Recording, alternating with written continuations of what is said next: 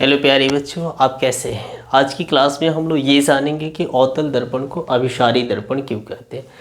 और इसमें हम लोग क्या करते हैं, रटना स्टार्ट कर देते हैं। लेकिन आपको रटना यहाँ पे कुछ नहीं, सबसे पहले आपको समझना ज़्यादा ज़रूरी है।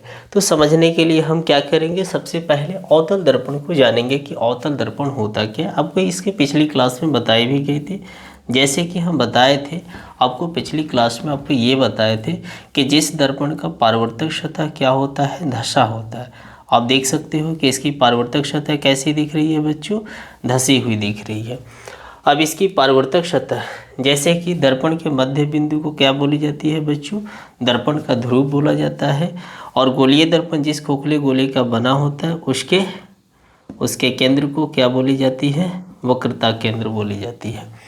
अब ये वक्रता केंद्र और ध्रुव से होकर जाने वाली रेखा को क्या बोली जाती है बच्चों, इसी को क्या बोला जाता है, प्रधान अक्ष बोली जाती है। क्या बोली जाती है बच्चों, इसको प्रधान अक्ष, ठीक है ना, प्रिंसिपल एक्सिस बोलते हैं।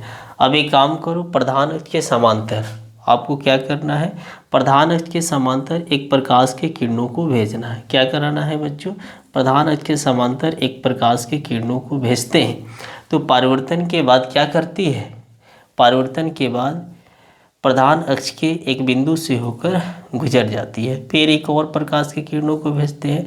तो भेजने के बाद जैसे प्रकाश की किरणें जा रही थी, परावर्तन के बाद ही फिर क्या करेगी, ये प्रधान अक्ष के एक बिंदु से होकर क्या कर जाती है, गुजर जाती है।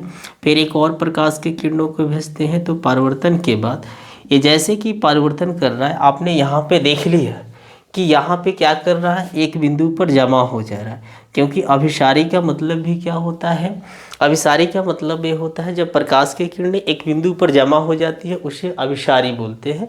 तो यहाँ पे भी क्या कर रहा है, ये प्रकाश की किरणें आ रही थी, अवतल दर्पण के प्रधान अक्ष के समांतर आती प्रकाश की किरणें परावर्तन के बाद एक बिंदु पर जमा हो जाती है। और इसी गुण के कारण अवतल दर्पण को क्या बोली जाती है बच्चों, अभिसारी दर्पण कही जाती है। उम्मीद करता हूँ कि आपको समझ में आ गया होगा।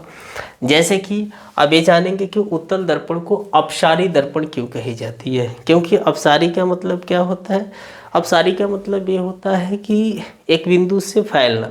जब एक बिंदु से फैलती हुई प्रतीत होती है तो उसे अपसारी बोली जाती है।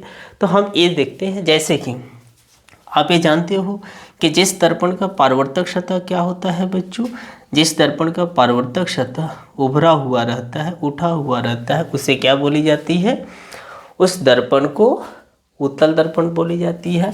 ये आपका क्या हो गया बच्चों, ये आपका प्रधान अक्ष हो गया। अब हम एक काम करते हैं, प्रधान अक्ष के समांतर एक काम करते हैं कि प्रधान अक्ष के समांतर एक प्रकाश की किरणें जा रही थी, प्रधान अक्ष के समांतर।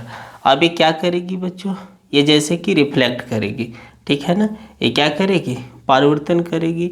अब ये रिफ्लेक्ट करने के बाद फिर एक और प्रकाश की किरणों, जब ये कहाँ से निकल रही है, थोड़ा इसको डैश से आपको मिलाने की ज़रूरी है, ठीक है ना। अब यहाँ से निकलती हुई प्रतीत हो रही है, फिर एक और प्रकाश की किरणों को भेजते हैं। तो आपको भेजने से ये पता चल रहा है, तो फिर ये भी क्या करेगी, परावर्तित करेगी, यानी कि रिफ्लेक्ट करेगी। अब जैसे कि इसे डैश ऐसे मिलाओगे तो पता चलेगा कि एक बिंदु से ये निकलती हुई क्या हो रही है, प्रतीत हो रही है। तो इसी गुण के कारण उत्तल दर्पण को क्या बोली जाती है बच्चों, अपसारी दर्पण बोली जाती है।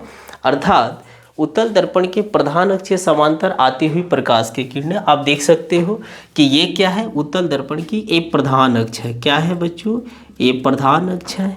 और इसमें आपको क्या करना है, उत्तल दर्पण के प्रधान अक्ष के समांतर आती प्रकाश की किरणें परावर्तन के बाद एक बिंदु से फैलती हुई प्रतीत होती है। और इसी गुण के कारण उत्तल दर्पण को क्या बोली जाती है बच्चों, अपसारी दर्पण कही जाती है। उम्मीद करता हूँ कि आपको समझ में आ गया होगा। चलिए ओके।